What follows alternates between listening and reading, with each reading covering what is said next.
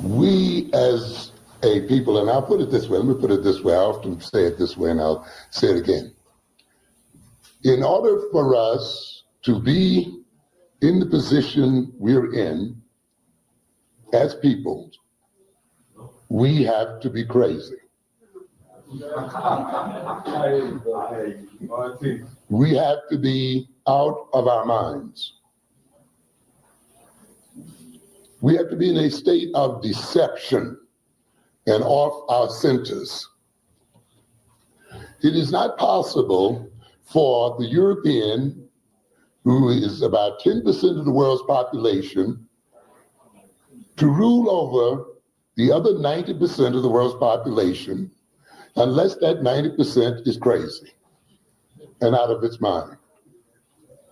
It is not possible for the European who inhabits lands that are not wealthy in their natural resources, and yet to be seen as the world's wealthiest people, and our peoples who inhabit the lands with abundant natural resources to be seen as the world's poorest people. For us to be in that position unless we are out of our minds as people. In other words, then, being crazy and being out of our minds, being maladjusted, whatever word you want to call it, is a political necessity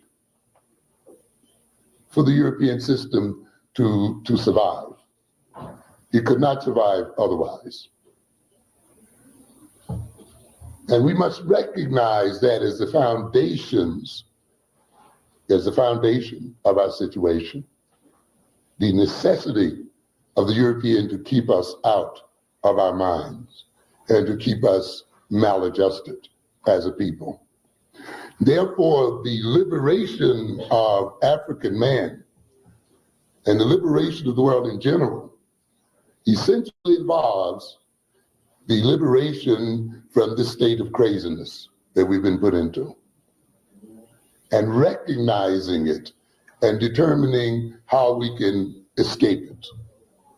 For once we escape this state of mind that has been imposed upon us by political and other means, we then will begin to achieve what I call our liberation.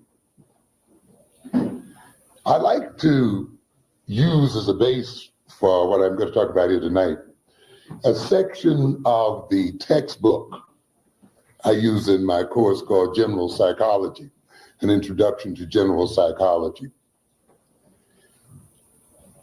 I introduce my course often by telling my students that the book that you are going to use for this course, of course, has not been designed for you. It's not designed with you in mind. And it's not designed then to liberate you. Of course, as Pablo Freire says, the idea of the oppressor giving the oppressed a liberating education is a contradiction in terms. However, I use the book to a good extent, first of all, because there's not a good third world psychology available. And that is a project I hope some of us will undertake when a general psychology book is written for our people. But I use this general psychology. What is good, my people? We are live back again with another live broadcast on the forecast. Back again with Cassandra. How you doing today, Cassandra? I'm good. How are you? I'm doing good. It's storming bad over here, so if something happened, I'm just like, I'm gonna come right back, but Oh wow. So I didn't mean we'll get it tomorrow. Yeah. Oh man, ready for another great show. Yeah, definitely. This definitely gonna be another great one. Yeah. But how was your day today? You doing all right today? I am. Every day is a great day above ground, honey. Every day is a great day. Seriously. Yep. Gotta make the best of it, Yep, that's facts. I agree with that. So and y'all support Realm in the Bush organization. You see it right there. Consider Cash App. Yo, hit her up. She definitely doing great things, you know. So but yeah, today is definitely going to be a interesting conversation, and it goes back to some of the other conversations that we've been having, you know. But we are putting our children in a lot of danger out here, and we Yes. act surprised, like we don't know what's going on. And I don't get it. Like right now, consider I'm not gonna lie, I'm in one of those moods where I'm kind of sick of how we responding to everything, Yes. and it's just getting old. And especially with everything going on with you know, politics and that, you know. Oh God, that's even more disgusting than ever. You know how we go from one team of nothings to another team of doing nothing for us. That makes no sense. I just cannot make sense of that, and I don't know how to make sense of it because just don't make sense. You're going from one person, one team that absolutely ignores you, even though you do all you can for them, to another team that's has not promised you anything. So, and they don't have to give you anything because you're supporting them without doing anything. So they're not going to do anything either for us. So we just switching one nothing for another nothing.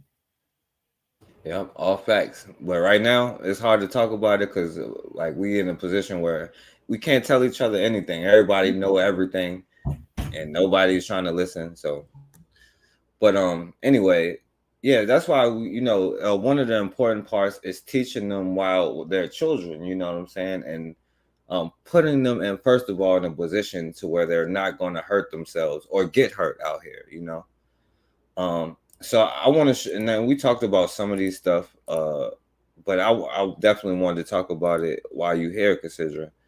But first, I want to see what you think about this. You know. That's the universal auntie spirit. But I'm going to tell you, as a black woman, I have a special passion for the development of black men. And I'm allowed to do that, right? We can all belong as animals in the jungle, but if I'm a lion, it's okay if I look out for my lions, right? I have a special care for young black men because you don't get the focus and attention that you deserve. And oftentimes when you do get this focus and attention, right? What do? We usually shrink and we shy away. What happened the first time I talked to you and I said, oh, you fine? You need any help? What did you say to me? No. Why? Yeah. It's been a minute. Right? But that's the point. A lot of the time, young black men don't get the time and attention and focus they need for their human growth and development. And when they do get it, they don't know what to do with it. That's why I don't have a problem right now in front of all of your peers of showing you how sacred and valuable your heart is, your mind is, and your development is. I don't care if they giggle. I don't care if they laugh. You deserve this. And in our population, we don't get it enough. So what I'm going to tell you to do is the next time an adult or a person comes and offers you love and care, receive it. Because there's going to be times in your life where if you get used to that over and over again of saying, no, I'm good, I'm fine, I'm straight, that's going to start to morph into other stuff. Know what it's like to receive love from people that don't want to hurt you or take anything from you. Remember what this feels like on an energetic level. And now we'll continue with the activity. But I had to bust you out and I had to record you and get receipts to show you that there's going to be times where you need love and support. And it's not whack or weak to ask for it. You hear what I'm saying? Yeah. Tell me what you feel. What do you feel from my energy right now? What do you feel about what I'm saying to you? I feel a lot of like strong energy, like good positive energy. Do you need that? Yeah. Don't ever tell me you don't need a black woman's love ever again. I got you, auntie. Hold on. Don't you be up in here. Now, you ready to bust yourself out for real? Yeah. What is it? What's something that you need to own up to that you haven't been owning up to? Anger and trust. Anger and trust. So you felt anger, you felt mistrust over here, right? Right? Tell me why you want to own that and work on that before you go into your rites of passage in adulthood. You want to leave it that way? Nah. Why? The reason why is because when I get frustrated like hella easy. My bad for the language, but I get frustrated like just like small work because people like therefore like certain teachers don't like Miss Bartlett, she a cool teacher, she always helped me when I need it. But like other teachers, like when I need the help, just don't help me at all. I feel you. So yeah. Yeah. Just, and like, the thing it is up. that's why you need to relish in this experience. Yeah. Because not everybody's going to be that way. So you felt me over there when I said you can't allow somebody that you don't like or prefer to make you fall apart and turn into a snowflake and fall when you melt and hit in the ground. We got to learn how to manage that. And that's why, right, Ms. Colbelt brought somebody in like this to teach you. This is what social emotional development feels like. It feels good, don't it? Yes or no? Yes or no? I can't hear you. Right? We don't get this often. They want you to have perfect grades in chemistry and math and history study and old white man that you ain't never gonna see in your life, right? They want you to be excellent in all that. And they want you to put you into the world and tell and you haven't even done basic self-exploration. That's why I'm here. That's why it feels the way it does. Matter of fact. All right, so shouts out to Kofi in the chat. Shouts out to Bukari in the chat. I appreciate y'all brothers for coming through. Shouts out to y'all. Consider, yeah, what you think about that? Man, I'm loving it. I had to pull that up, right? I was looking at the title. I had to actually pull that up because I'm going to put that on my Facebook page. I'm telling you, that is why we need to educate our own children right there. That right there. I put them on Facebook page. You know how many likes this has right now? 0. 3 views. And it was a whole 1 day ago. Isn't that disgusting? This is so disgusting to me. We had 3 views. Now I'm just looking at it and no likes. That's pathetic. Where are all the likes at? Where? This was done 1 day ago. And absolutely nobody. 101 people on his page. 3 no likes. 3 views and no likes. This is crazy. Why? Yeah. We don't honor our own at all. We don't honor our black boys. We don't honor our black men. We don't honor black people. If it's anything to do with us, it's a total turnoff. We won't even watch it because white folk didn't tell us we could. That's how brainwashed we have got. They tell us what to think. They tell us how to think, and they tell us when to think, and they tell us what's important to us. And I'm tired of black folk acting like we just stupid as hell. What is the problem? I don't understand. Why do we, who's supposed to be the teachers, listening to the students, tell us what's important to us? That's crazy. Make it make sense. But I rest. Yeah. But I like this. This is good. Yeah, exactly. And you know, shouts out to this young brother. And yeah, that's the purpose of having more black teachers or putting them in positions where they would get the support and help that is needed, you know, because that is a common thing when like, oh yeah, I'm all right, you know, and all that type of stuff, because that kind of relationship, that kind of atmosphere is developed and created, you know what I'm saying, is like you create this kind of space to develop the teenagers into the adults that you need to be. They don't just become that, you know. We as adults have to help them and you know, develop, you know, with that. So, and shouts out to Guy in the building. I you know, I guess you don't really need to see like what black youth with this soaring suicide rate, it affects them, you know, just the society that, you know, affects them or whatever. Girl named Penny. But you know, we don't really have to talk about this one because this one is kind of long. So what was the title of that one again, forecast? This one? Uh-huh. How could medical racism fuel soaring black youth suicide rate? You need to ask that question. You know what country we live in? You know how hard our black men, my hat goes off to you guys. I don't know how y'all do it every day. Every single day. You guys you guys are in survival mode. You're on your jobs, it's survival mode. You're at home, you're coming home, you're riding on the road, you're driving down the street, survival mode. Walking in the store, coming out the store, survival mode. Every area of your lives is survival mode. And then you wonder why the suicide rate is up so high? Why? Look around you. That's why. And it's not getting any better. Because now they have black women hating on their own men. Tell me, I don't need a man. What the hell? What are you talking about? So you're going to let them off your men, and then who's going to protect you? Every culture has a protector except black women. Make it make sense. Why? Why is it always us? Does anybody ask that question? Why is it something happens? It's always our face on it. It's always about us. It's always us doing stuff to us that somebody else then slid in your neighborhood or then slid in your culture, and you'll suck it up and take it and run with it. I want to know where all this stuff is starting from. I really do. Because it's almost like a person like rifle man will go over there to there, bring it over here and drop it over here, and then watch us fight over it. You know what I'm saying? That's crazy. But you don't even have to ask that question. It's the society we live in. The whole system. We have a system set up against you. And you don't have sense enough to get out the system, to separate yourself from that system, to do for self, because you're relying on their system to do for you. Just like our Black men.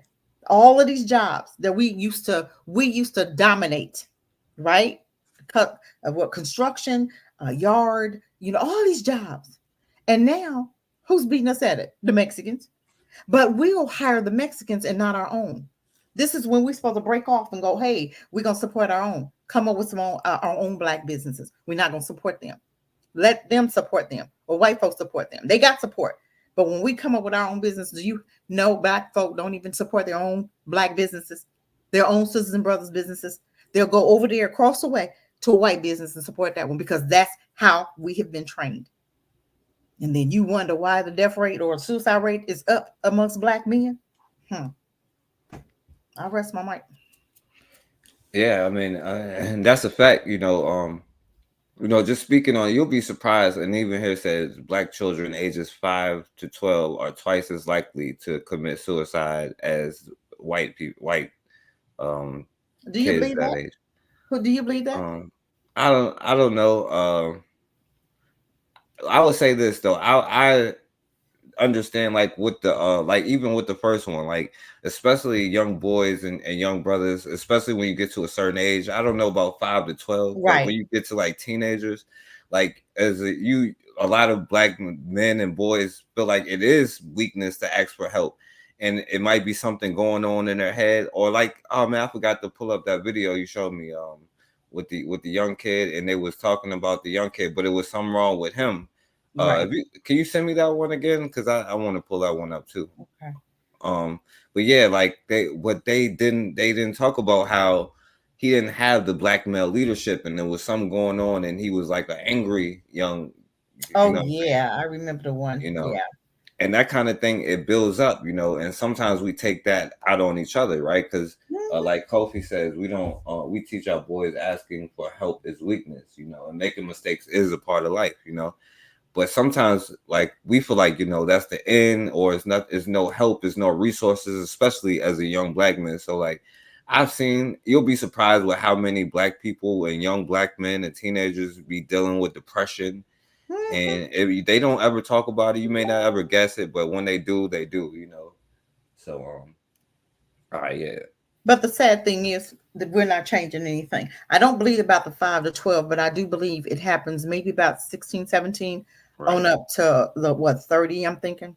Just depending, because I have a son, my husband's son, and he just, I'm telling you, it's almost like every job it's an issue, it's something, or and I'm like, I keep telling him, get your own business. He does hair, he's a barber, plus he's doing other stuff, and I'm like, why don't you build up your clientele, take a whole year, work for you, get your clientele built up so you can work for yourself. You don't have to keep, he gets a job, then they'll find anything. I mean, one job was, he was doing so well Monday, and then, they worked him like 10 hours, right?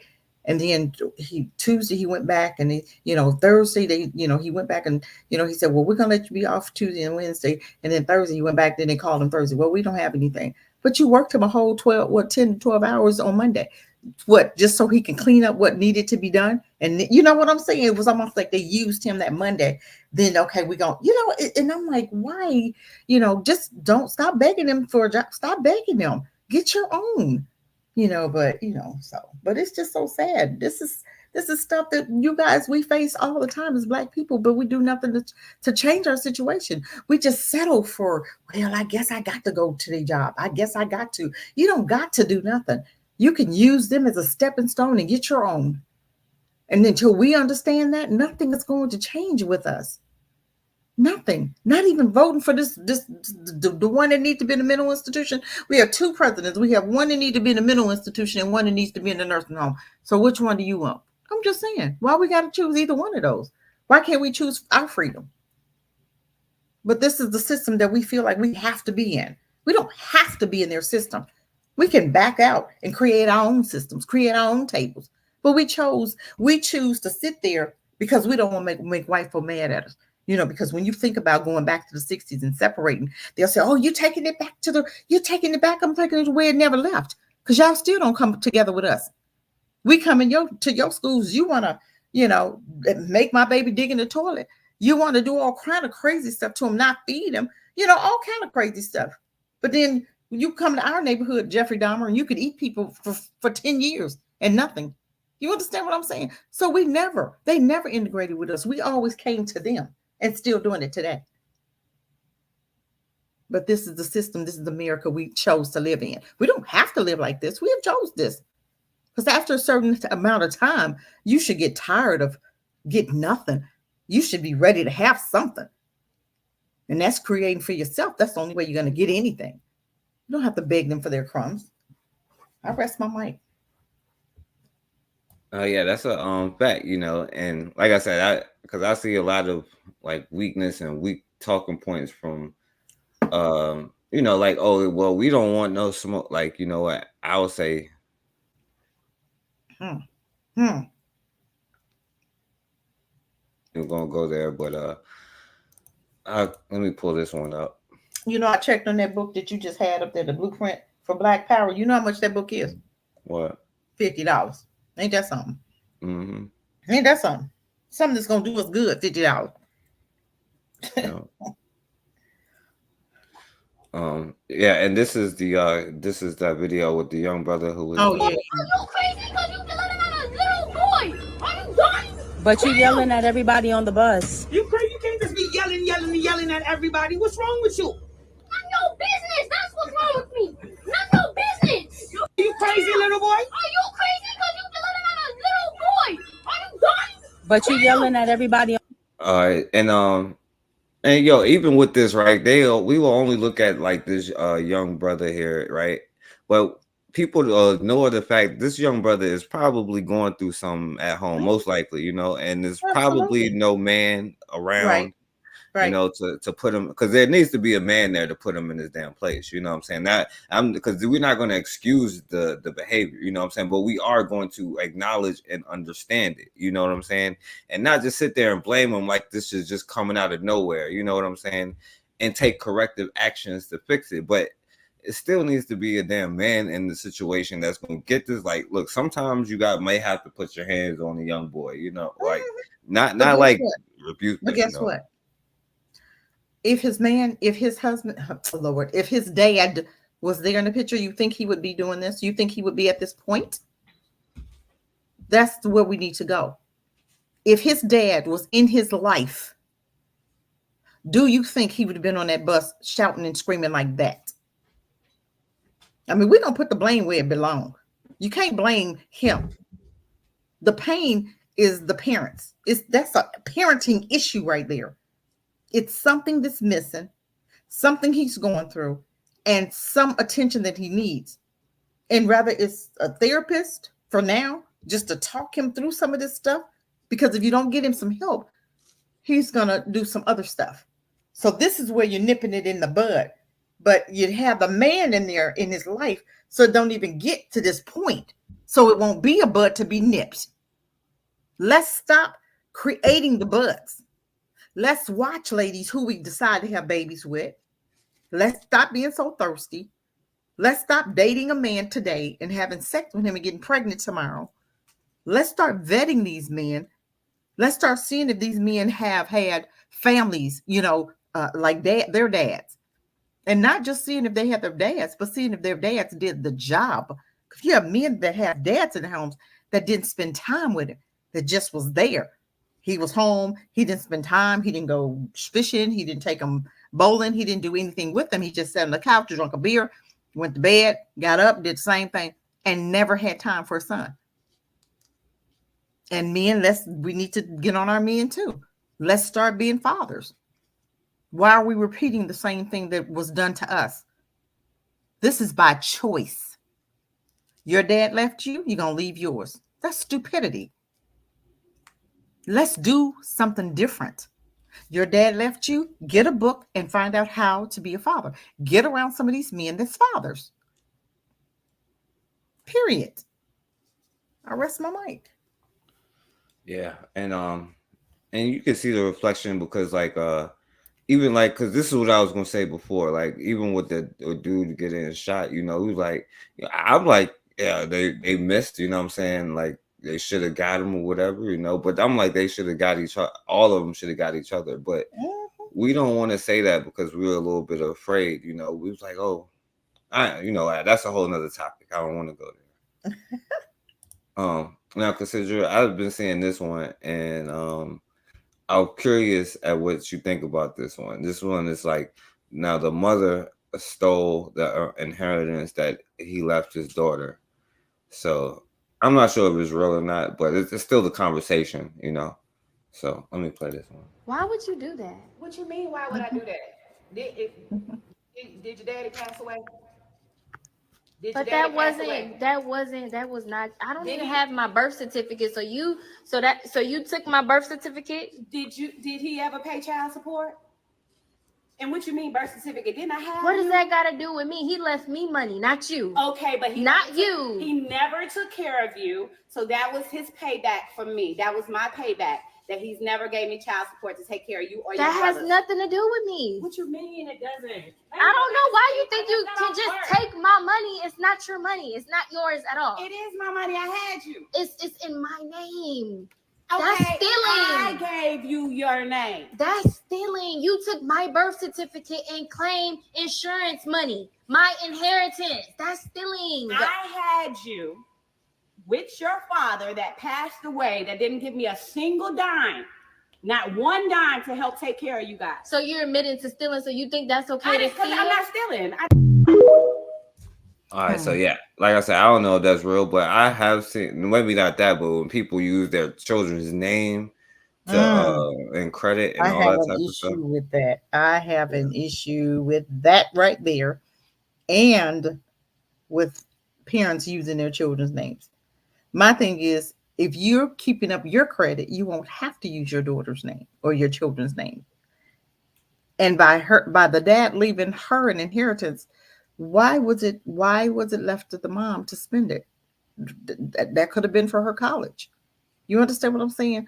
So being a mom, you want your daughter to have every opportunity more so than what you had, right?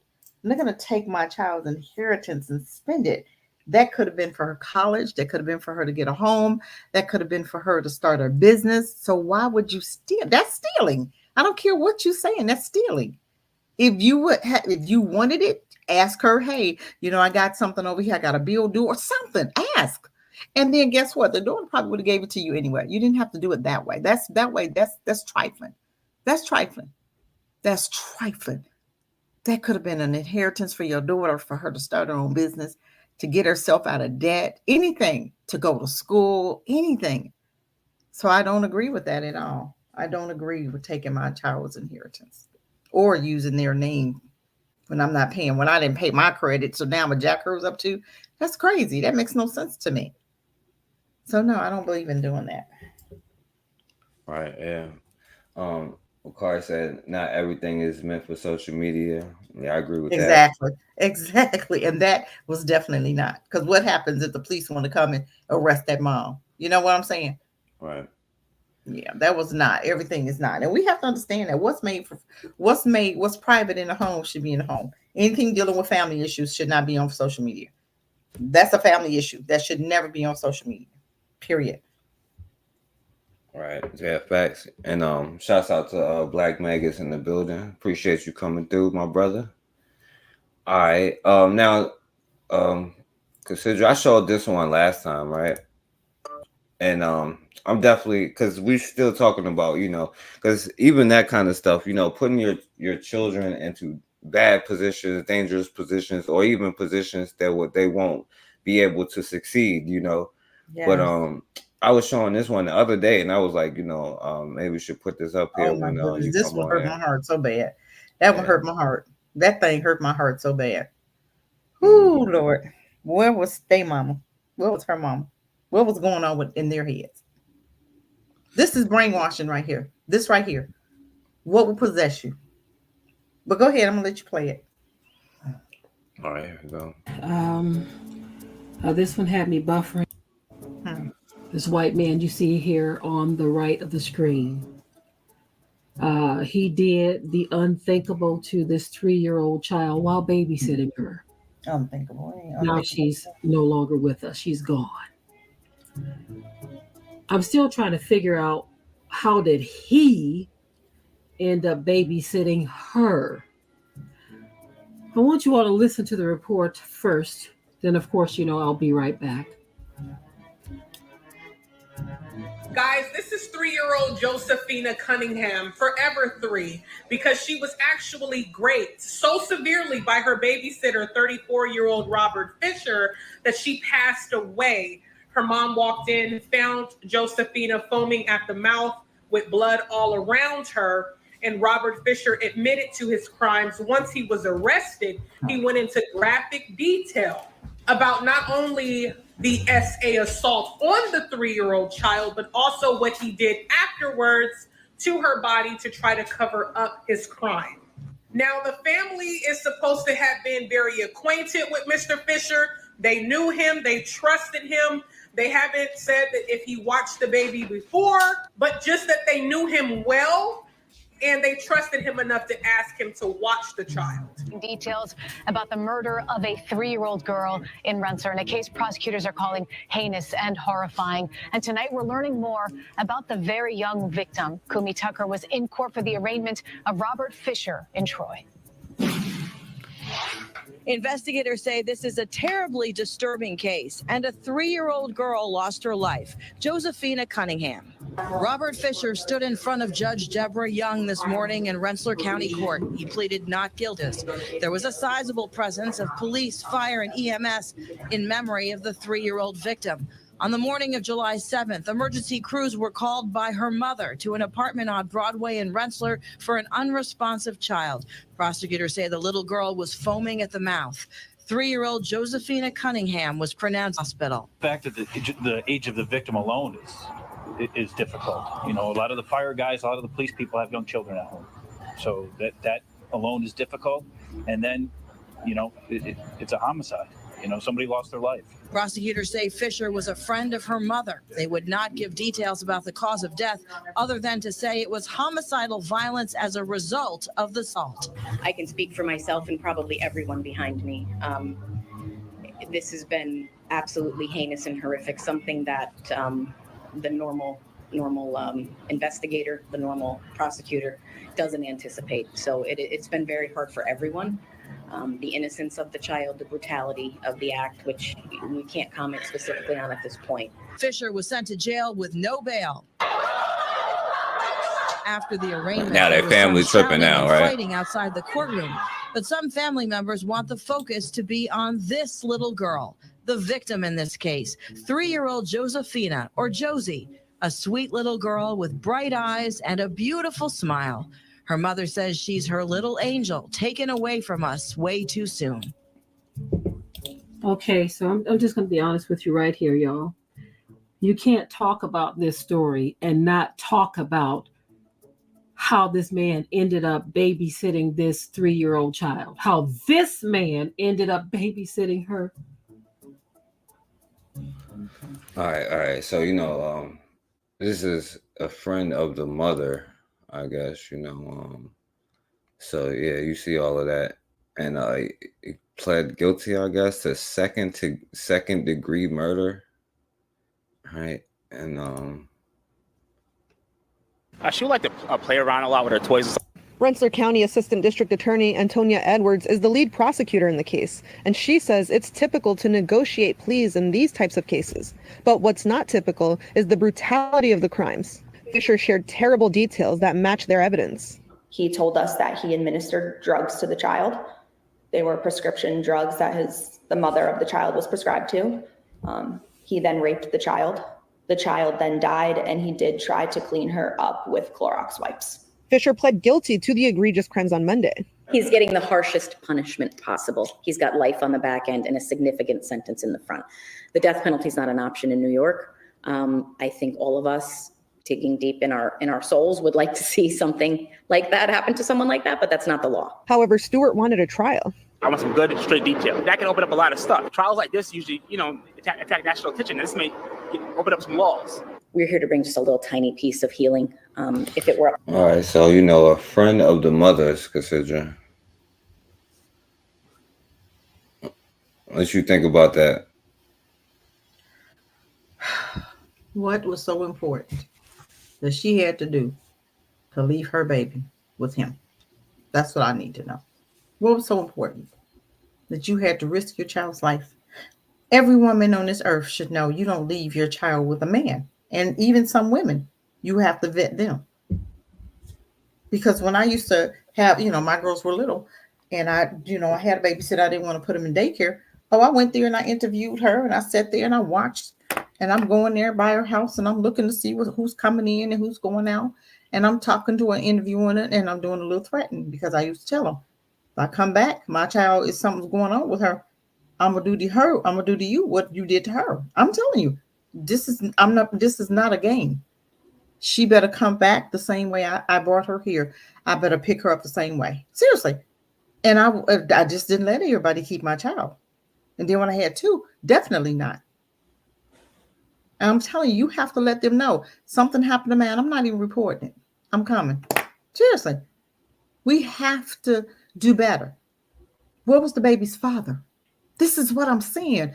Men, if her dad was there, would she be dead today? These men wait for these single women with babies, because I know you're going to ask me to keep your daughter or your son. And guess what? They ready. They ready, and they're waiting, and they're going to do what they want to do. And ain't nothing you can do about it. And I am praying that every night, every day, that he gets raped, okay? Every day for the rest of his life. Every day. In every hole he got. And the ones that they need to create. I'm just saying. She was three. What's going on with you that you saw a 3-year-old? What was that? You decided a baby? That's a baby. What could a baby? Really? Man, what was so important? That's all I want to know. That what possessed him. This is why dads are so important. Because she could have took the baby up to the dad's house. Hey, I'm going for a job interview. I need you to watch your daughter. Or call him. Hey, what you doing? Or call his mom. Somebody else besides this dude.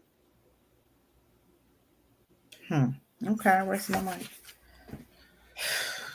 Yeah. And they the family is fighting in the courtroom now. And what you fighting for now for? Yeah. What you fighting now for? You didn't think of her enough to think of keeping her safe? You mean to tell me the mom didn't have no inkling of what kind of dude this dude was? You can't hide that stuff. You can't hide that. Yeah, Kofi said messing with snowmen. Exactly. You know what they do. They rape their kids all the time. There ain't nothing new. You gonna let him babysit yours? You gonna have him around your door? He shouldn't even been breathing. When you came home and seen your daughter lying over there. Yeah. Shouts out to William Bell. He said, "What was the little girl's father?" Exactly. Yeah. We have to start doing unto others. Period.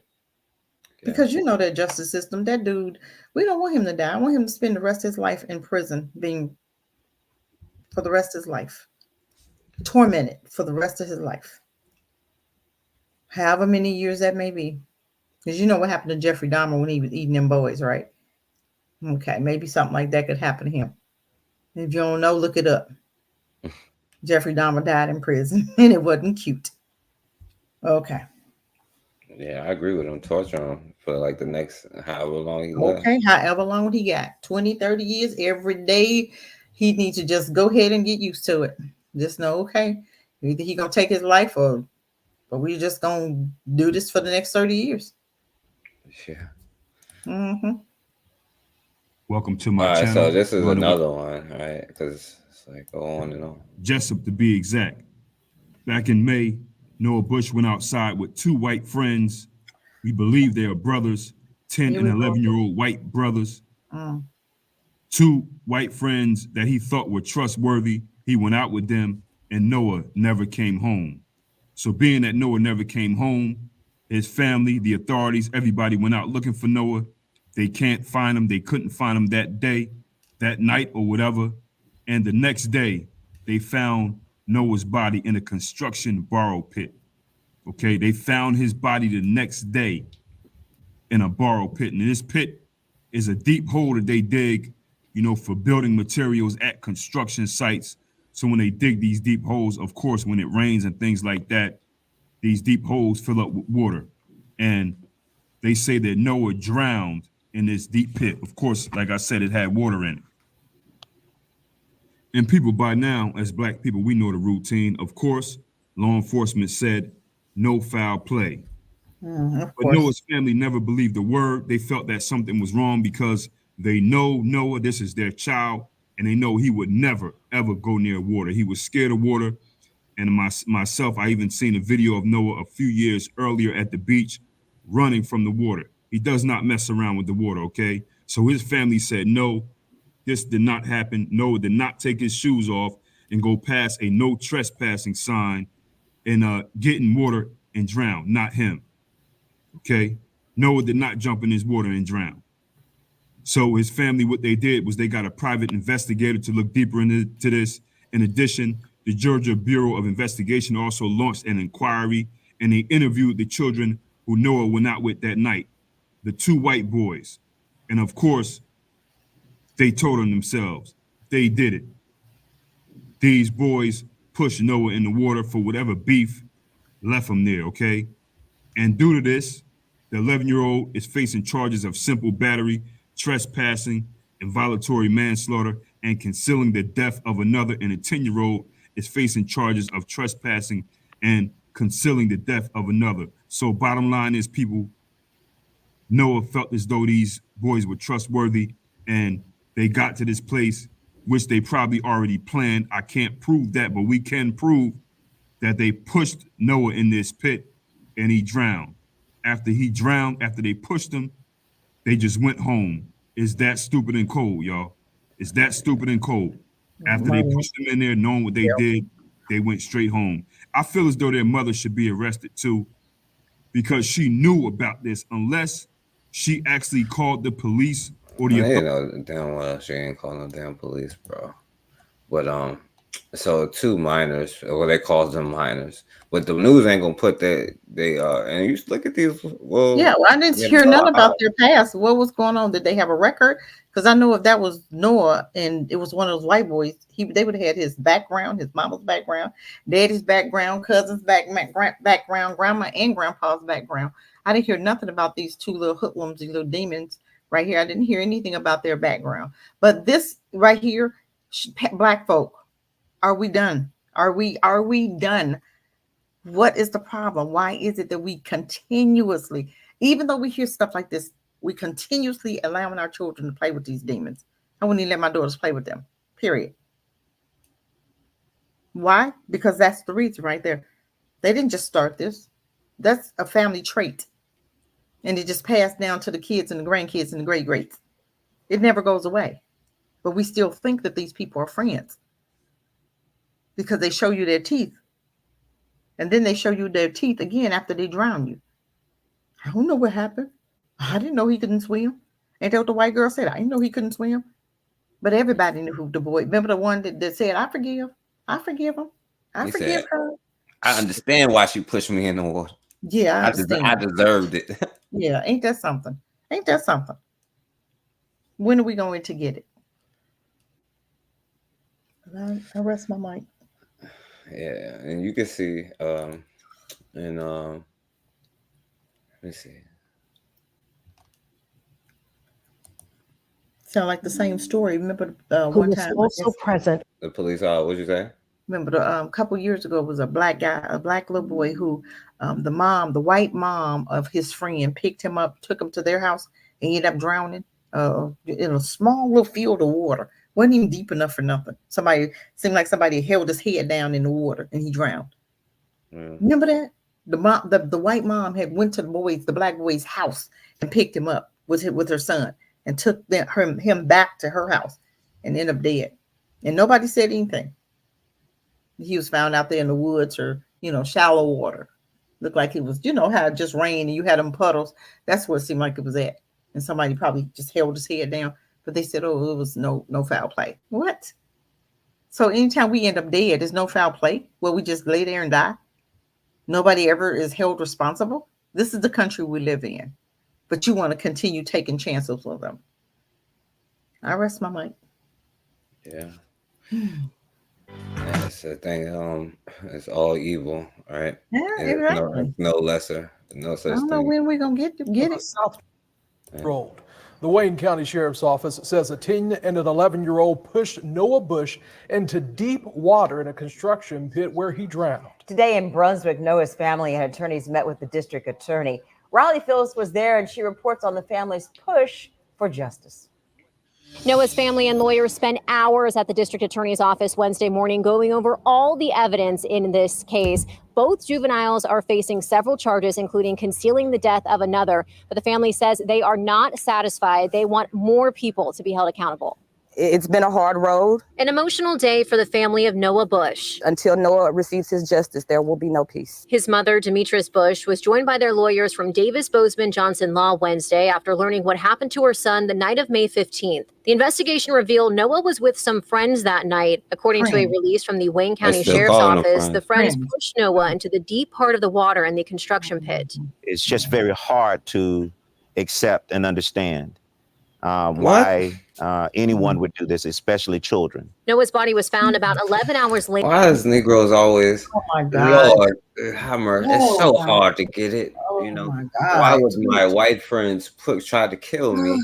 God, I don't understand. In 2024, they still try. What don't you understand? They never changed, honey.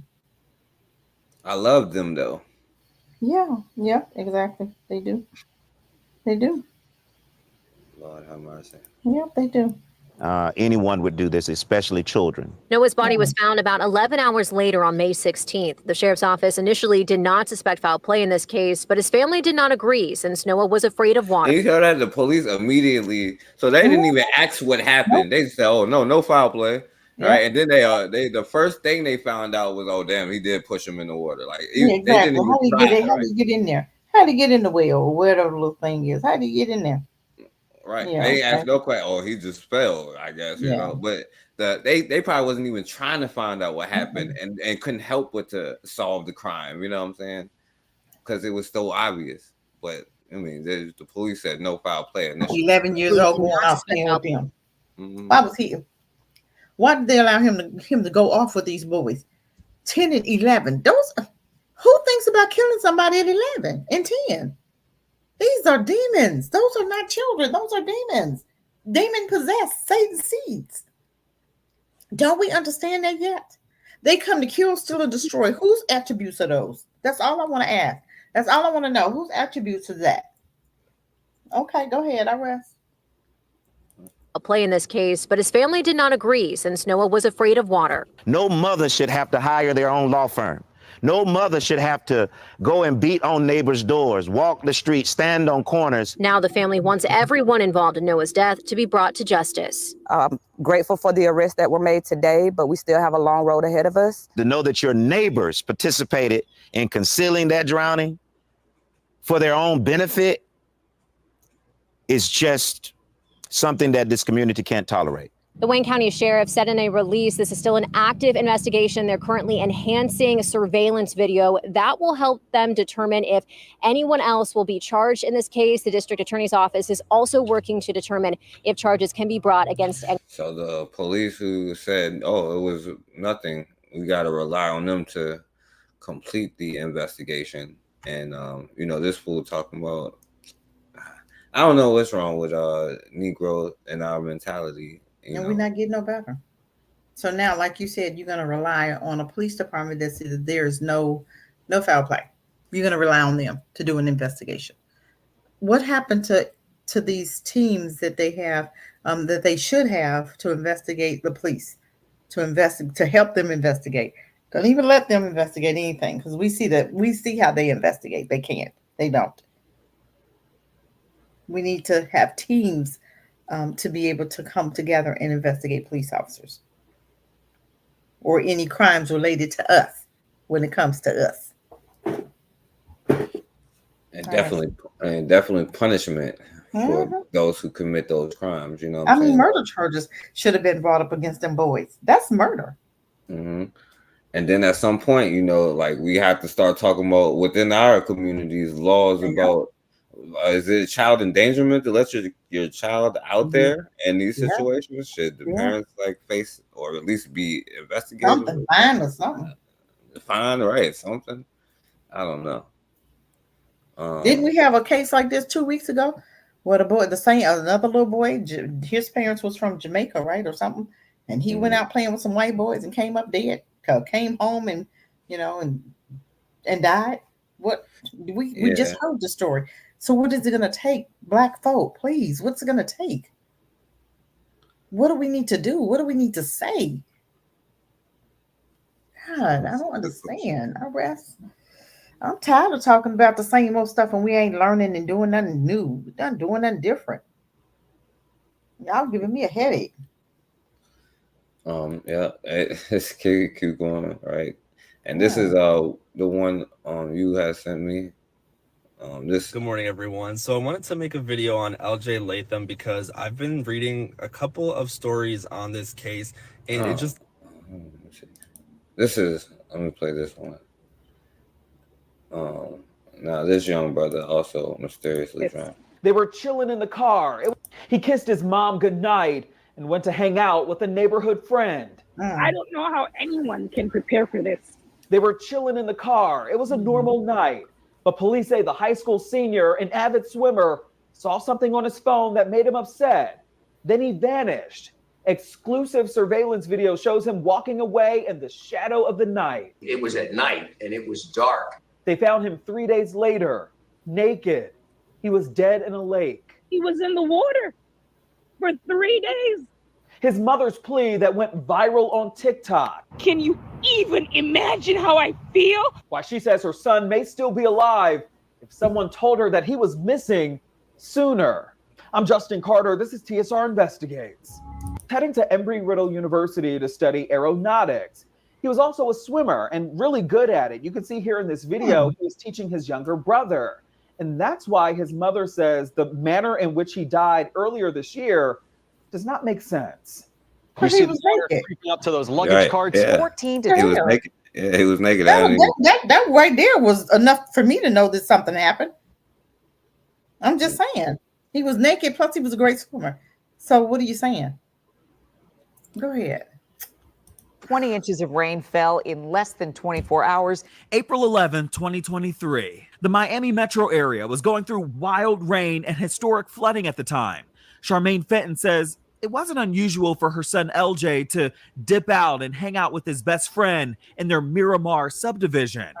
That's what they did that night. There we go again. LJ was a curfew of Best midnight. friend didn't look black to me. Hours went by. Yeah, we got to get out to.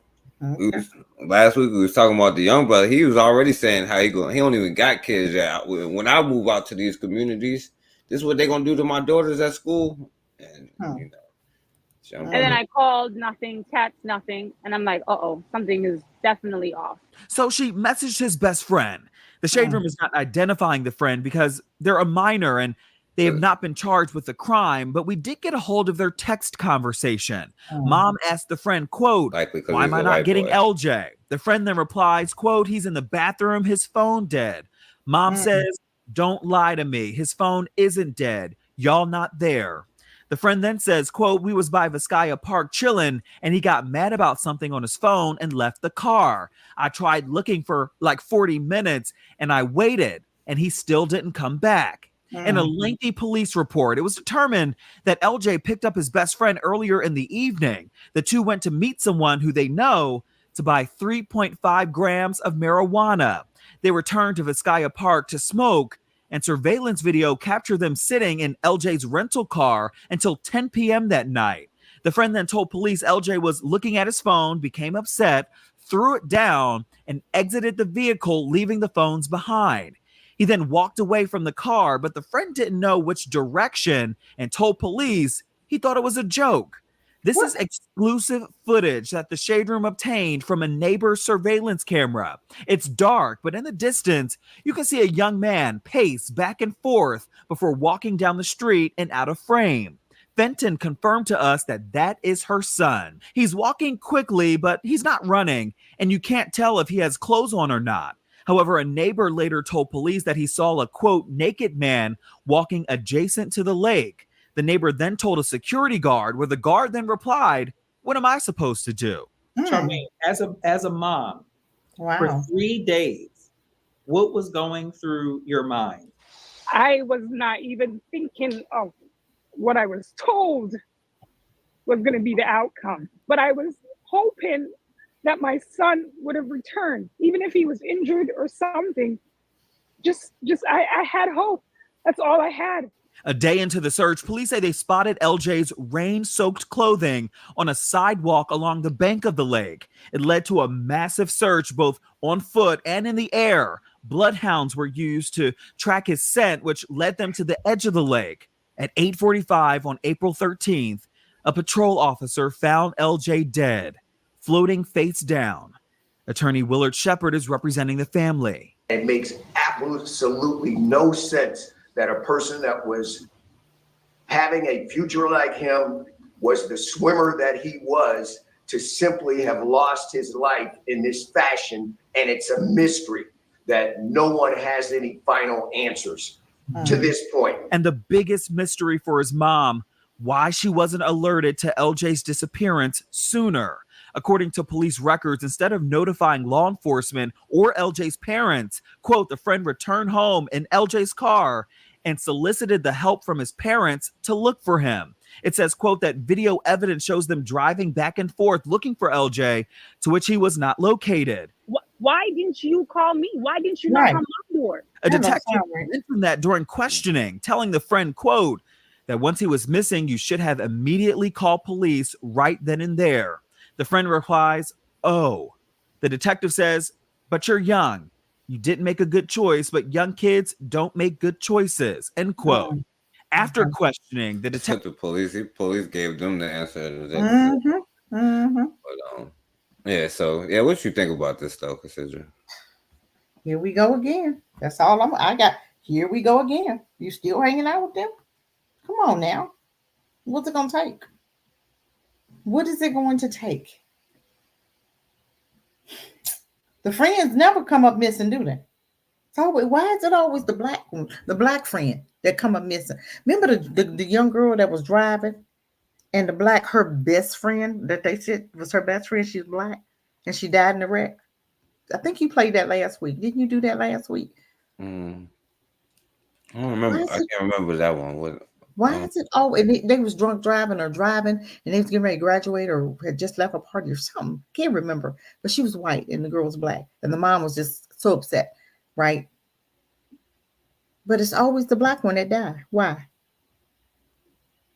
That's just a question. I don't know. That's just something that's on my mind. Why always the black friend? Never the white friend die. Always the black one. Ain't that questionable? Yeah, I mean, can you come and give me something with that? Why? I can't even understand that. They never die. We're always in danger when we're with them. Are we getting that? Are we understanding that picture? We're always in danger with them, but they're never in danger with us. Why? Jeffrey Dahmer, 10 years, nothing. Eating folk and everything. Didn't get caught for 10 years. Black folk go to their neighborhood, they did today, tomorrow. Okay, I'm just putting that out there.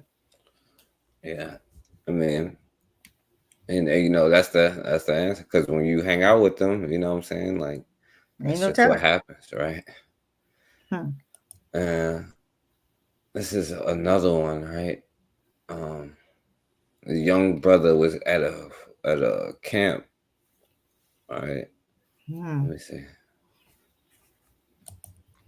And this young brother, another situation. I think this, you sent me this one too, Cassandra. I think didn't you send me this one with the young brother? Well, I'm Jan Carabeo with your digital news brief for Saturday, July 6th. At a South Jersey summer camp last month. Michael Stewart died on June 24th after drowning in a pool at Liberty Lakes Day Camp in Bordentown. Police are still investigating what led to Stewart being found there unresponsive in a pool by a lifeguard. Today's memorial is happening at Ewing, New Jersey Central Church with a private burial to follow. Investigators are working to determine a motive for a July 4th mass shooting. That ain't the right one. Let me see. Tonight, we're hearing from the heartbroken mother of the 6-year-old boy who drowned at a Burlington County summer camp.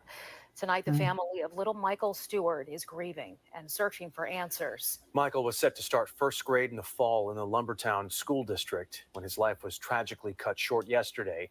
Officials say he drowned in a shallow pool at Liberty Lake Day Camp in Mansfield on the first day of camp.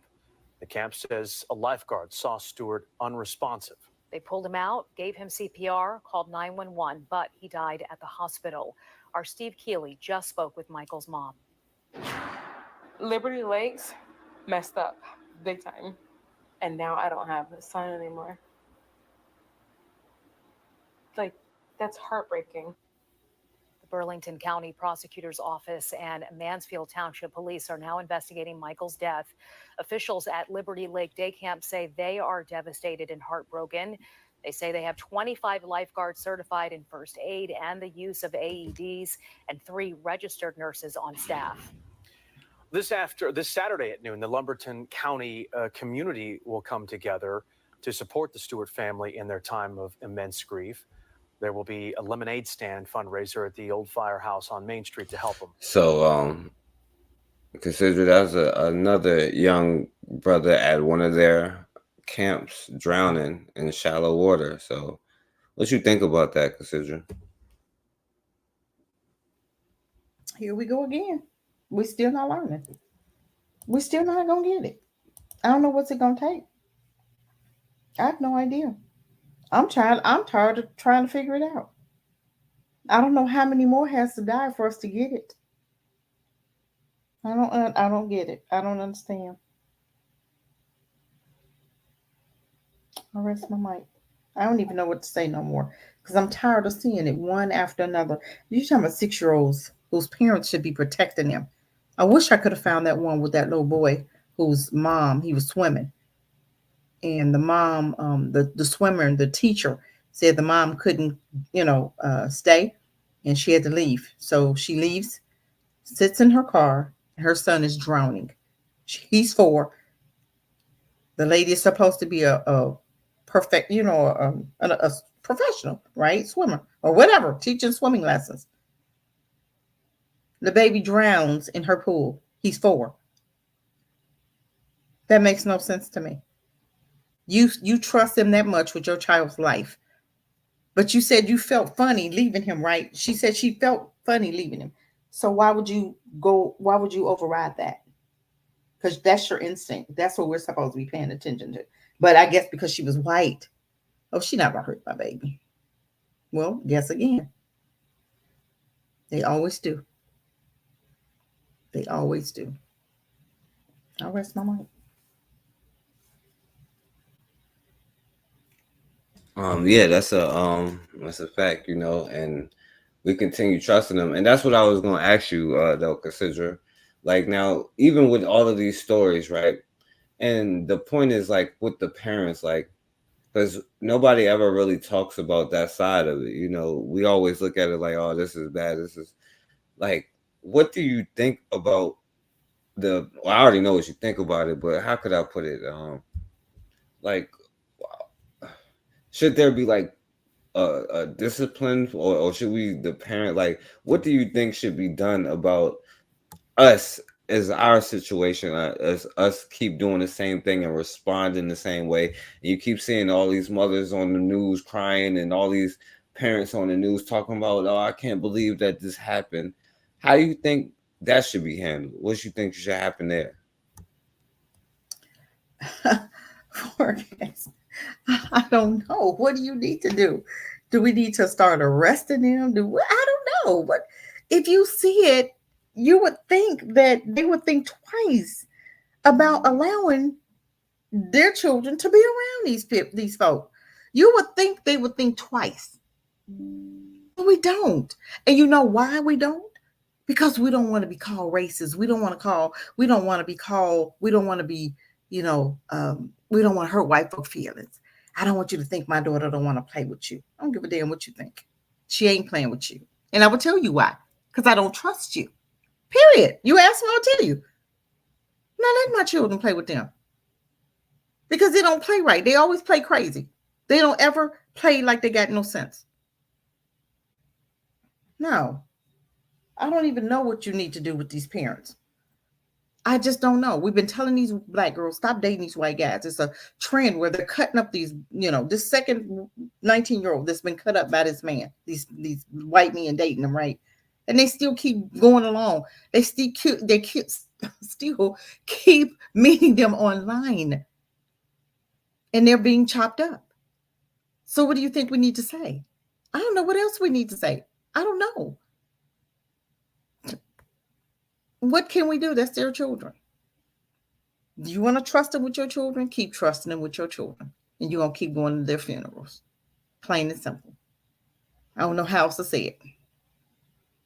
Look at the OnlyFans, the only girl, the OnlyFans. What's the model name who killed the Nigerian boy? And what happened? She lied and said, I threw the knife. The coroner said, no, you didn't. You stabbed him. She would have gotten away with it if the coroner had been like the rest of them. She could have gotten away with it. But the coroner wasn't on code. That's what that was. Because how many coroners are on code? The police officers say, oh, it's self-defense, or police officers say, oh, it's whatever. The coroner, yeah, it was. It sure was. Mm-hmm. Who's to say it wasn't? We can't look at the body and tell anything. We're not coroners. We weren't trained to see that. So I don't know what we need to say. But keep on letting them hang out. That's all I'm okay. Your child, not mine. I don't know what else we can say.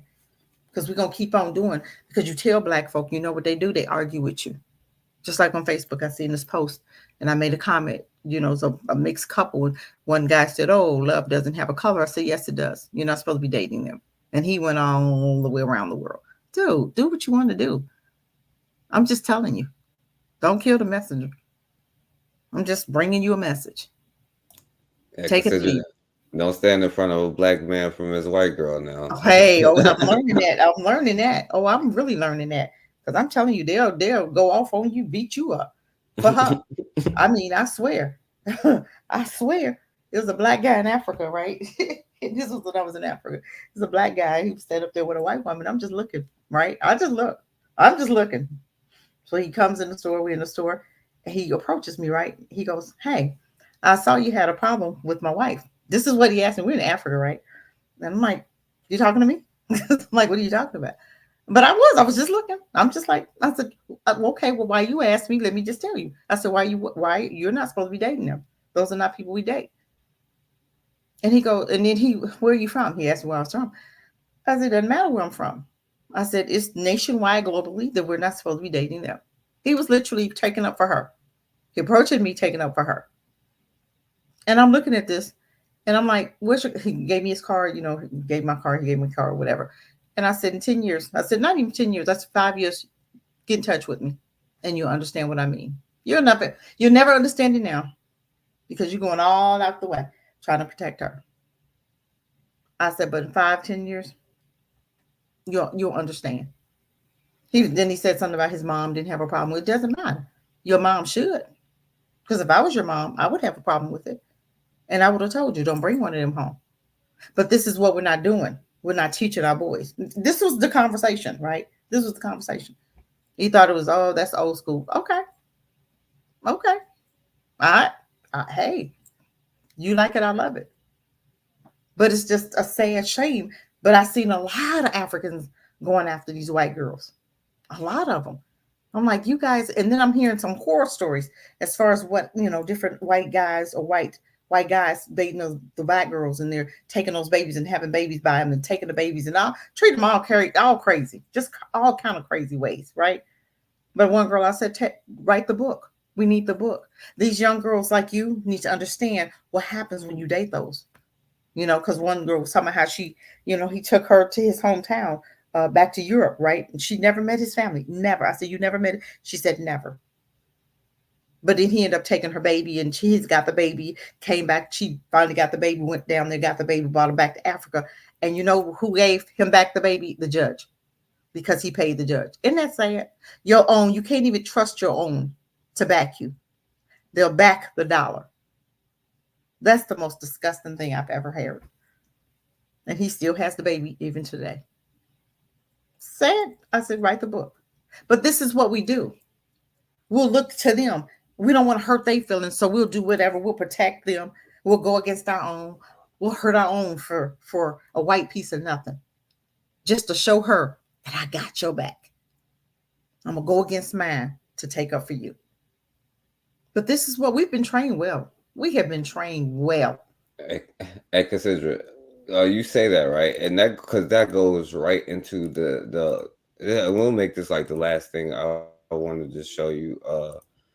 It's like, we say we've been trained well, right? Yeah. Now, this happened to this to this brother here. I don't know. People saw it, like they like kind of suffocate. They like calling them like George Floyd kind of thing, Yes, I remember that in the hotel, right?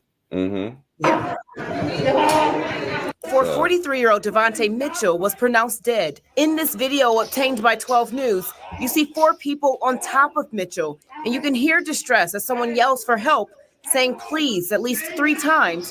Please stop fighting! Please stay down! Down. Stay down! And also yelling, I'm sorry. This is what happens when you go into Witnesses say Mitchell caused some kind of disturbance inside the hotel near MLK and Kilbourne Sunday afternoon, then ran outside. Security stopped him and held him down. Mitchell died outside the hotel. His mom says her son was loving, caring, and deserved better. He might have had mental illness, but he was a good man. He didn't deserve to be killed. Security killed my son. I refuse to let this go undone and untold. I'm going to get justice. He shouldn't be dead right now.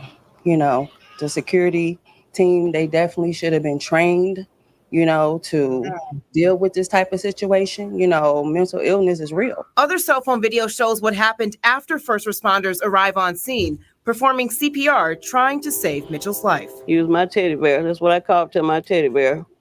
Now, Cassandra, I'll show you this because I have to show you this one first, right? You're just speaking on well-trained Negroes doing anything that they told. Listen to one of the security guards here. First, only on Vox 6. You can guess who they signaled. The first time we are hearing from one of the former workers potentially facing charges in the Hyatt hotel death investigation. A now fired bellhop telling us he was forced to restrain Devontae Mitchell by a manager. Mitchell's death is now gaining national attention as many believe it mirrors the death of George Floyd back in 2020. Bria Jones joins us here in studio with an interview you will only see on Fox 6. Ben said this worker says he was fired just 2 days ago after and then got fired after this, 3 months on the job as a bellman. He says he learned while 3 months on the job as a bellman and got fired for watching Fox 6. He could soon be criminally charged in a situation he says he was forced to participate in by management and security.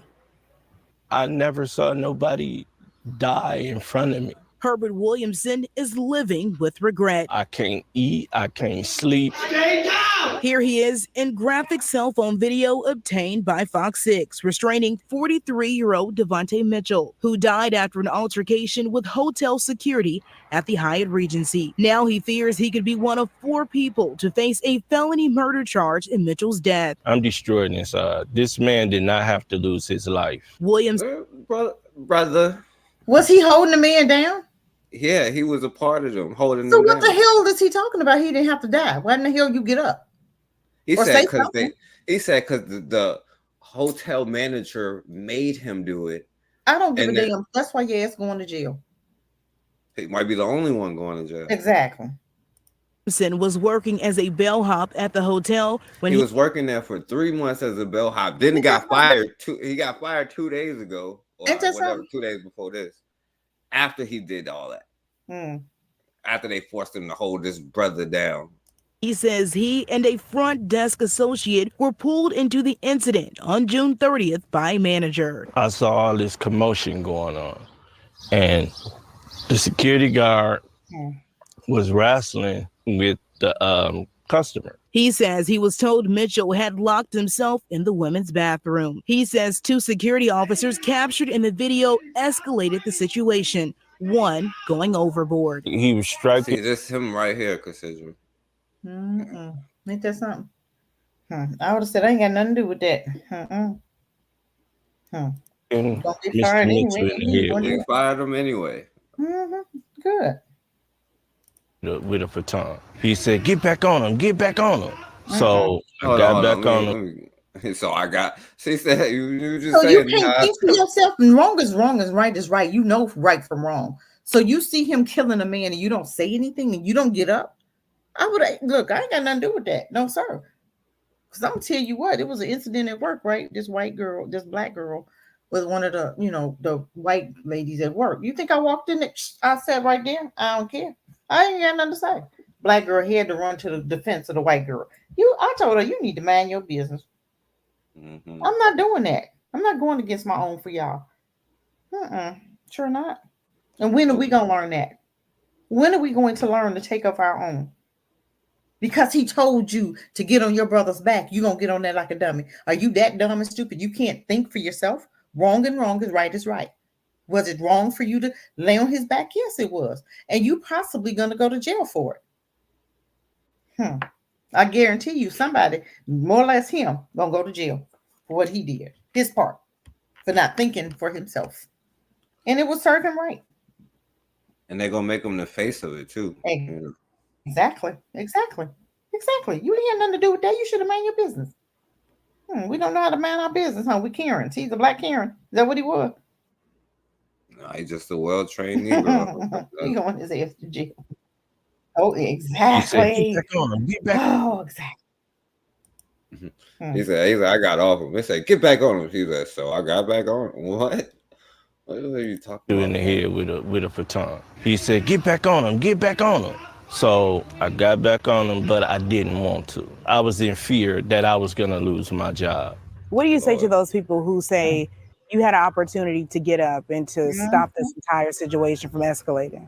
I mean, what can I say? Williamson says the next day, Aimbridge Hospitality, the operator of the hotel, placed him on paid leave and told him to avoid all media. This Wednesday, he says he was terminated after 3 months on the job for workplace violence and is now without income while potentially facing criminal charges. They told him to do it, gave him paid leave, right? And then he was going to be quiet, right? And then they fired us. So 3 months on the job is all it takes for you to be scared enough to jump on another brother's back as a bellman or whatever. That's so sad on so many levels. That's so sad. That's bad. A black man can't think for himself.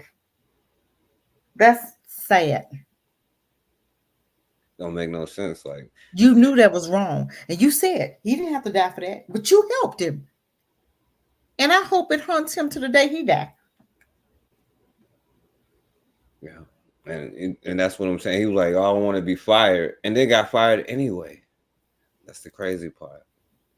And is now without income while potentially facing criminal charges as cries for justice grow in Mitchell's death. Do you have anything to say to Devontae Mitchell's family? I wish it would have went another way. Yep, you're going to jail. I'm very truly sorry. You know, I mean that from the bottom of my heart. I hate to see a man loses his life. Brother. Whoops. That don't sound like you sorry to me. Did it sound like you were sorry to me? Didn't sound like you were sorry to me. They need to sue him now. He ain't got nothing but take everything he got. Take the rest of it. Drawers, shoes. Because that's all he got. He ain't got nothing else. Because that's the rental he living in. So he ain't got nothing. And you had the nerves to get on your brother and help them murder your brother. Okay. We can't think for ourselves now. Okay. We can't think for ourselves. Yeah, I mean, and this is the and you think that Hyatt, the hotel, is gonna pay for his legal fees or whatever? You think they're gonna back him up? We'll see. Oh Lordy. That's funny. That's almost funny. He couldn't think for himself. Yeah, if it wasn't so, you gotta laugh to keep from crying in these situations. Yeah, This is how we in the situation that we in. It's not we expect them to do that. The problem is we act like a bunch of scared Negroes all the time. We don't want no smoke, no beef. We think going out there to their schools, their all of their other things that they have is the answer. We are the problem. All I hear is negative stuff about Black people and we are the problem. And when you see the kind of mentality you developing from that, right? You go out there with your white friends, they throwing you in the holes of water and leaving you there. You know what I'm saying? Like a Black person, you might fight them, but you're both going home. You know what I'm saying? Like all of that stuff. I don't know, Cassandra, but you know what? And this was the last one. I don't think I can play this because it's on a different thing and it usually freezes. But this is the one you sent me, like how two teenagers plotted against the that other white girl. I wanted to show you the mindset. That's what I want to show you, the mindset. These are young women, and they plotted to murder their so-called friends. I just want you to see the mindset. That's it. Let's see if it'll work. Oh yeah, it worked. We're combing through everything, just hours and hours of going on the page and just dissecting every picture, every message, everything, dates, times. You find out a lot. Everybody posts their whole story on Facebook.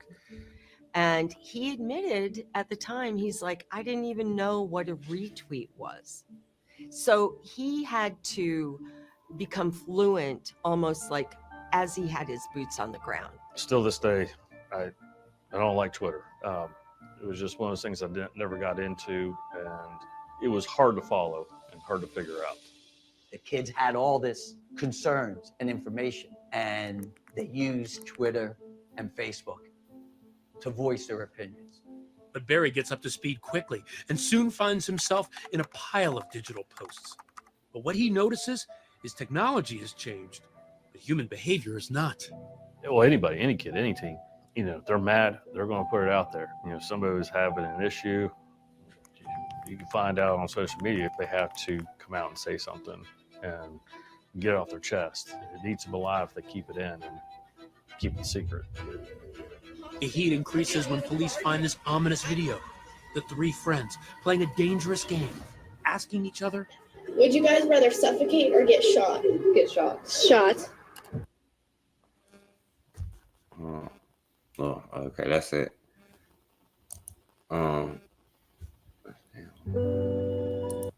Yeah, consider. So yeah, they do play those weird type of games and stuff.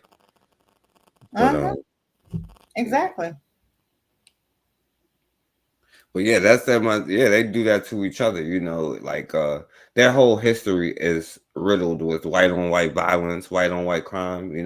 That's just natural to them. That's just what they do. But yeah, you wanted to say something about that one though, Cassandra? I think that was self-explanatory right there. Yeah. I mean, I just wanted you to see what we're dealing with. But for real, we saw the 11-year-old earlier. That shows you what we're dealing with. And if this right here don't help us to wake up, I don't know what it's gonna take for it. I really don't. I don't know what it's gonna take. You got a child playing with one of them beasts right now, and you think, just watch and see how they play with them. Just watch. You ain't got to say nothing. Just watch and see how they play. You're going to see that white beast more in charge of your black child. But if you don't stop that now, we have to tell them that these people are dangerous. We're not telling them that. So they mixing and mingling and marrying these people because we're not doing our job. We as parents, we're not helping them to remember the history. We're not teaching them the history. So they forgot about the civil rights. They forgot about slavery. They forgot about how they was being treated. They forgot about being hung. They forgot about all this. Because if you don't teach your history and pass it down, you're bound to forget it. That's why you can go to the doctor and take a lollipop, you know, knowing and seeing folk around you dropping dead, but you'll still go because they told you, or your doctor told you, or the man from Walmart, the white man from Walmart told you to take it, or asked you, hey, did you get your lollipop? You know what I say when he asked me that? Did you get yours? Don't ask me nothing stupid.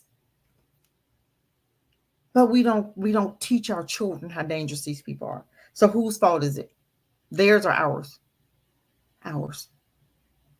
Because they teaching their children how dangerous you are, even though the FBI said they're the most dangerous, even though that they're shooting up schools, even though they're shooting up presidents, even though they're shooting up Walmarts and daycares.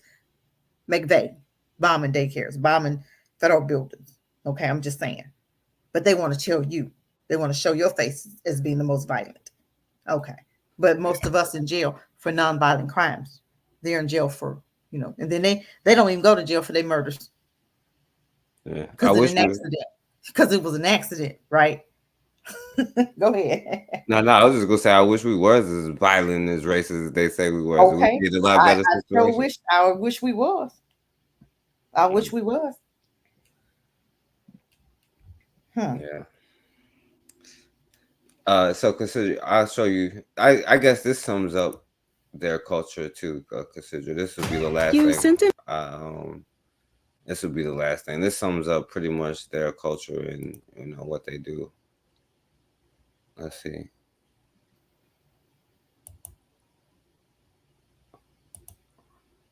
Japanese. He thinks they have. My children probably bathe maybe once a week. Oh my God.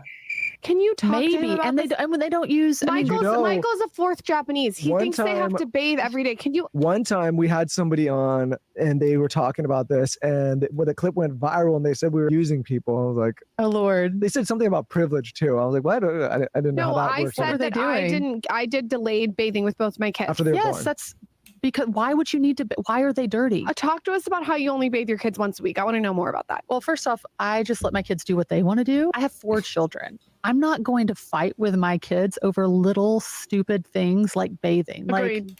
Like, what's the age gap again? Almost 10, 7, 5, and 2. Woo, you're in it. Yeah. So you don't make them bathe every day. You'll just do when they want to once a week. If it's once a week, like now they swim. We have a pool and they swim in the summer. So I guess we call that bathing. So it's probably even less than that, but no, we tell it like our kids have autonomy over their bodies and their rooms, assuming, and they can make all the choices around that, assuming they're safe. At 5 years old, they can do that. Let me see. Which can feel unpleasant and to feel Eminem to do it playing sports and been outside all day, yeah, he'll get a bath. But gotten a huge reaction, and I did it again last night on my stories and got another huge reaction. How often are you guys bathing your kids? And the majority of you are doing it every night. Wow, good for you. I don't think that's necessary. How often do I bathe my kids? Once a week. And this is situational. If my son is 7 and he's been playing sports and been outside all day, yeah, he'll get a bath. But in the winter, we're at like once a week because they're not going outside. Y'all don't sleep with these devils. If They we're scatter bathing water. once a week in the winter, it's for And the one entertainment purposes, not because of they take personal baths for entertainment. And at night, I wash their hands. We wipe off their faces and the bottom of their feet and call it good. Adults need to bathe every day because we're gross and we're sweaty and we start to smell. Little kids, they don't need to be bathed that much. She lying and too, while by this the way. isn't She don't a take hill baths I'm all willing the down, time, I but- just want to say that if you're a mom who thinks that society is pressuring you and that you're not a good mom unless She you sound like that lady talking about she pooped on herself, dookied on herself, and don't wipe her butt. Yeah, she wipe it with her hand. Yeah, that's crazy. You don't need to bathe your kids every day. Do it less. Do it as often as I do. I think once a week is great.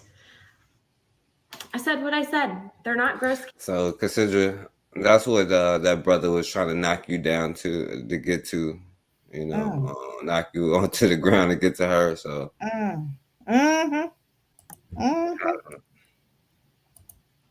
yeah. Well, what's going on, Pelage? Pelage in the building. Koku.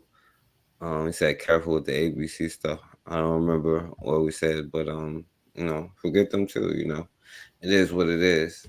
But yeah, consider what you think about this whole discussion, though. Consider, I just want us to get it.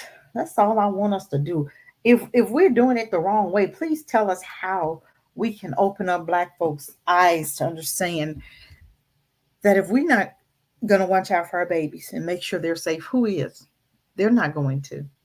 They hoping that we stay doing the same, because I think it's sacrificing. I think they're sacrificing us. I do. I'm sorry.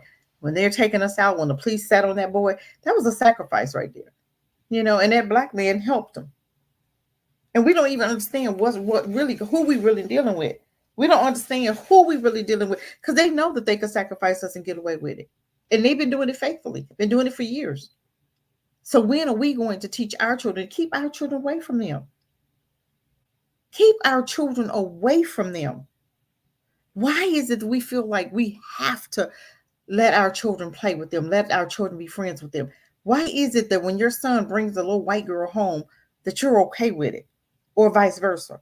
Why was that conversation not had? We don't date them, baby. You leave them over there. Those are very dangerous people. And then you have to show them how dangerous by showing them things that we're pulling up, videos that we're pulling up, like the Nigeria guy, you know, who's got stabbed by the OnlyFans. You know what I'm saying? We have to show them. And then once they get grown, that's somebody you want to date, okay. But you have to at least put it in them to help them to understand that those are not people we bring home. And continue putting our history in their face. We have to keep putting our history out there, because when you forget your history, you're going to do it again. Or when they put things in place that's putting you back, taking you back, you're not going to recognize it because you're not keeping up with history, your history. So I rest my mic. I don't know what else to say. Yeah, facts. And Coco, ABC News. Oh, I took that all the way the wrong way. But so take a scratch one. But yeah, I feel you, my brother. I appreciate that. I thought he was talking about something else. Oh, oh, okay. But yeah, so I definitely agree with you, Cassandra, you know, and this is the thing that's like irritating, because earlier, like I didn't say it, but I don't know if I did say it, but earlier when I was listening to some brothers reacting, how even about that whole Trump thing and how he got shot, like, oh, they like, well, we ain't saying that because they's gonna be mad at us, right? They gonna backlash against us. They gonna do this to us. They gonna do that to us. Like, what in the hell is you talking about? Like, we sound like when we said, oh, like when Malcolm X said the chickens came home to roost, you know what I'm saying? And they told him not to say that, but it was true and did come home to roost, you know what I'm saying? Like, and that's what happened. I will say it, like, yeah, I hope, I'm mad they met, but I also would hope like you could do it on all of them. I hope they have their own thing and take their own government and their own republic, because it's not even supposed to be a democracy anyway. But why am I trying to save their damn democracy? What do I care? You know what I'm saying? You should want their democracy destroyed. You know what I'm saying? I don't get it. But like a lot of us is like scared of them, and it was like kind of irritating because I'm like, all you hear is Negroes talking about, well, you know, we don't want no backlash or nothing, so we don't have nothing to do and all of that. But at least, like, see, they will run up on their own, you know what I'm saying? Like, but they will also destroy something, even though it's built to protect them. But we sit there and let our stuff happen and still talk about, I can't believe it's happening to my child. So. Oh, I sent you one more little video. I'm sorry. I know you was trying to, but I just want you to play this one little video for me if you can. Just this one more, you guys. Y'all hang in there. Just 5 minutes. I just want you guys. This is what we should be preaching against right here. This is what we need to be preaching against. Now, if I'm wrong, or if you guys can help us to get this point across to our children or to other Black folk, let us know. because I'm lost for words right now. I don't even know how. I don't even know where to start. Let me see.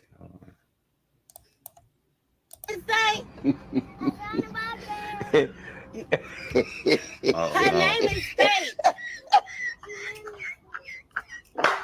And this fool about to choke himself laughing. That's not funny. I wouldn't give a damn what her name is. I'd take her right back. Where you got her from, and don't never bring another one home. That right there was a teachable moment. That's not funny. That's sad. Funny. Because that's where it starts right there. When he got her, that's where it starts. That's showing where it's going. We have a middle schoolers that don't even want to date black girls. They dating white girls.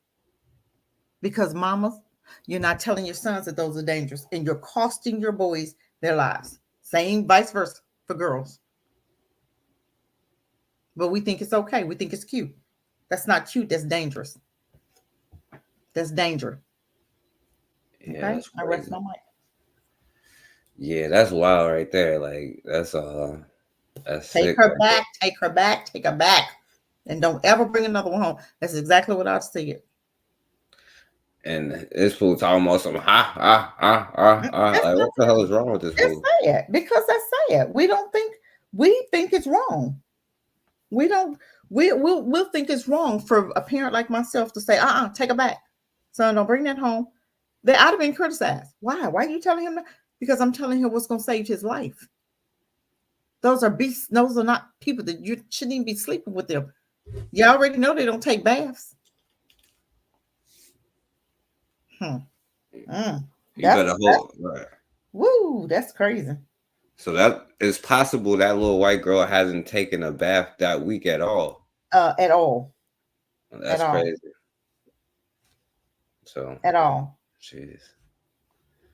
And and this is why like the stuff at the beginning is important. Teaching get the proper role models for young black boys. Because as long as we don't have the right role models, we can be out here looking like weak fools. You know what I'm saying? Like that's just to put it lightly. So I don't know what to tell us. Yeah, sleeping with dogs, like Koku said. And I played that whole thing last time when they was doing all that stuff with the animals and stuff, but I ain't gonna play that no more. And bestiality is bad. That's a sin. Okay. Bringing beasts home, that's a sin. Sleep with beasts, that's a sin. And that's what those are. Those are not humans. How many men do you know? And I should find some videos on how many black men are sick dating them. Physically sick. Those are not people. You're not supposed to be dating those species. That's bestiality. They may look human, but you remember that movie, They Live Among Us? Go pull that movie up. That They Live Among Us family and see what you see. If you had glasses, if you could see the spirit, if you could see what you're dealing with, what you're laying with, you'll never bring another one home. You got to see what you're bringing home. You got to be able to see the spirit man. They come to kill, steal, and destroy. Whose attributes are those? And why don't we remember that? Why don't we understand that? Go ahead, forecast. No, yeah, you're absolutely right. So yeah, that's just the whole thing about it. Said having pets is a European thing, and pets in the home. Love is Blind. Yeah, I was looking. It's funny. I was looking up a thing. They had the dog bed where they had a human sleeps in the dog bed. And that's like a big thing that be selling out. I was just tripping off that. But anyway, I appreciate you for coming through, Cassandra. This was another great live. We're gonna be back next Wednesday too. But I appreciate you coming on here. So yeah, I thank you. It was nice. I appreciate coming on. It's all about, just waking our people up. That's what it's all about. And if we wake up one at a time, we've done what we were put here to do. But I hope it's more than one we make waking up at a time. But thank you. Great show. Great opportunity. Thank you, Forecast. Yeah. Oh yeah. Consider. I'm sorry. I did watch this real quick. Consider. I'm sorry. Because y'all brought up the thing. Look at this. The toddler and the pet. Right. Watch this. Peanut, Nova, Kai, oops, Nala, oh, Easton. Oh my God. All right, good job, One more time. everybody. I think I have enough for one more round. One more time. Oh my God. Oh my God. Nova, You couldn't see the baby. Oh my God. Peanut, Kai, Oh my God. Nala, How many dogs she got? Jesus. Easton. Oh my God. Oh Lord. Including That's the the other nastiest thing I done seen tonight, Forecast. That is the nastiest thing. That's funny. Yeah, I see. That would be my last words.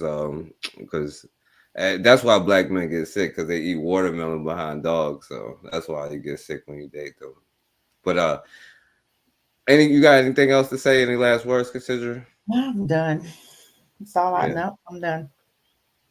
Yeah. So Who that say I talk too much? Who is that? What Rip Off say? He said, "Consider just like to hear himself talk." What does that mean? He was like, he's just joking. Black maggots. Oh my goodness! Really? Do I really? Nah, yeah, I don't think so. Shouts out to Black Maggots in the building. Shouts out to Kofi. Shouts out to Bitter Medicine Podcast. Koku in the building. Shouts out to Pelej. It's been a minute, Pelej. Pelej used to have him a white wife, but he said he reformed now. No, it's all love, Pelej. Shouts out to my brother William Bell, my brother Bakari, Guy. Shouts out to Erica Howard. Look, it's better late than never, huh? For him. Yeah, he learned. He learned after he found out that his white girl be racist to him. Afro Native World. Shouts out to this brother. I appreciate you coming through, my brother. But yeah, Consider. Thank you again, and as always, we have got to start standing for something, or we're gonna keep falling for anything.